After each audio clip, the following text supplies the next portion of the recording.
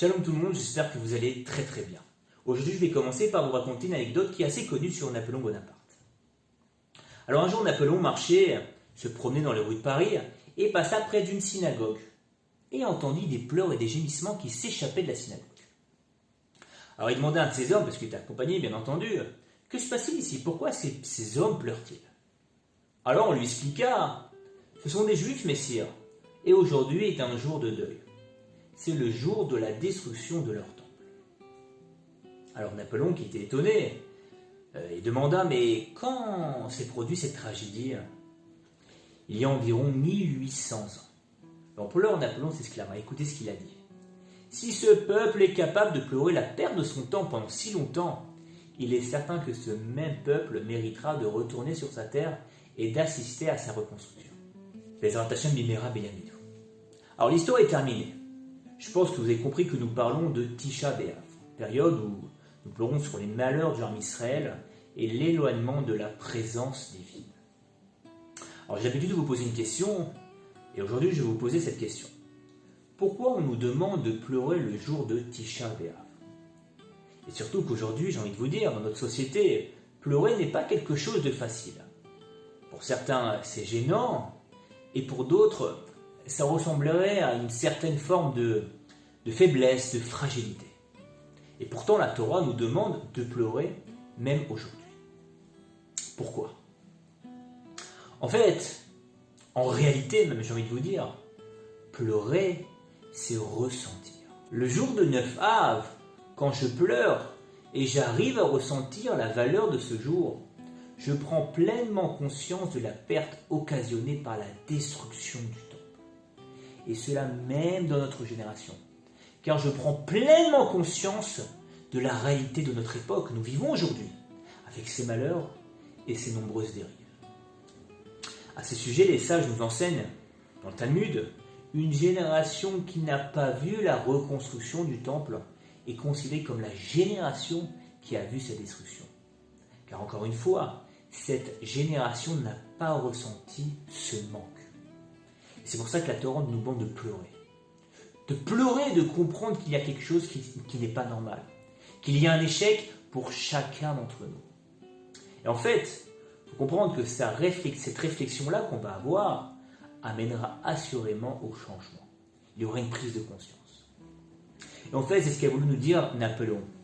Quand un peuple qui chaque année, depuis plusieurs millénaires, consacre du temps pour se réunir, pleurer et méditer sur la destruction de son temple, ce peuple doit forcément apprécier ce que signifie son absence. Et en fait, ici, le principe, c'est que de cette manière, quand j'apprends de mes erreurs, eh bien, je peux rapprocher sa reconstruction. En fait, ça, c'est un message aussi pour chacun d'entre nous. Et cette fois-ci, au niveau personnel. Qui ne reçoit pas des situations qui finalement se terminent en échec?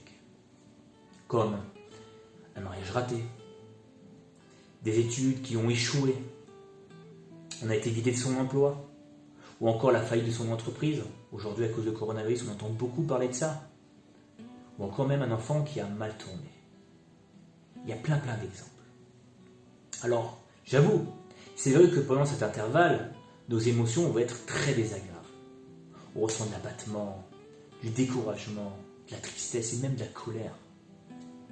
En plus, je pense que vous êtes d'accord avec moi, échouer dans notre société, c'est toujours synonyme de quelque chose de terrible, d'humiliant et même de destructeur.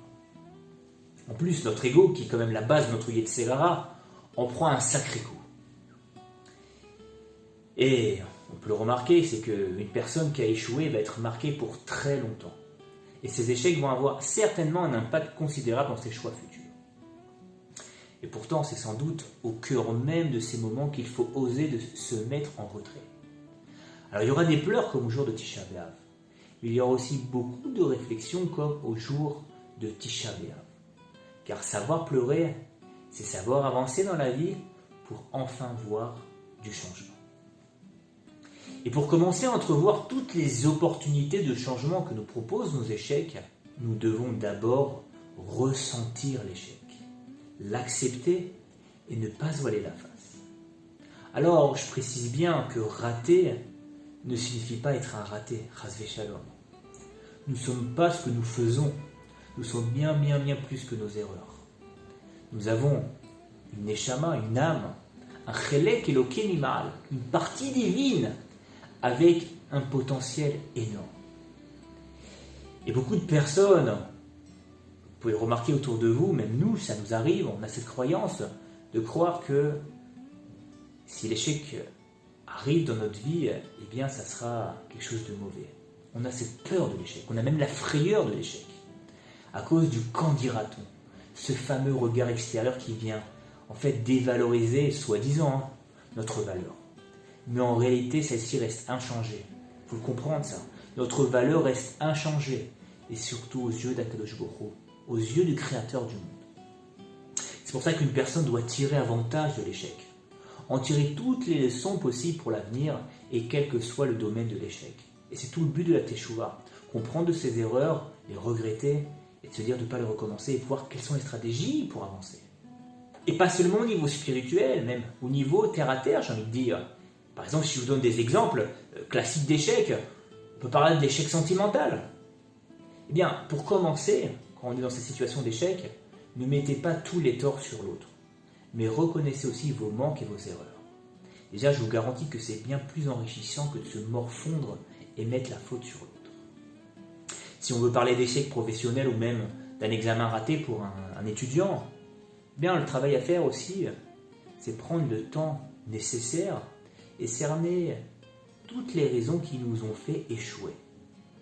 Après, il faut les prendre en compte pour ne pas recommencer. Voilà. Pour conclure, le Talmud traité page 30, dans la Maseret Tarnit, nous enseigne que tout celui qui s'endeuille sur Yerushalayim méritera d'assister à sa reconstruction. De plus, les sages nous révèlent que la naissance du libérateur du Mashiach sera le jour de Tisha B'Av. Alors peut-être pour nous aussi, la naissance de notre réussite commence le jour de notre échec. Et je pense que penser de cette manière est bien plus inspirant. Que Dieu vous bénisse, à bientôt sur mes vidéos ou me contactant sur WhatsApp. Kol Touf.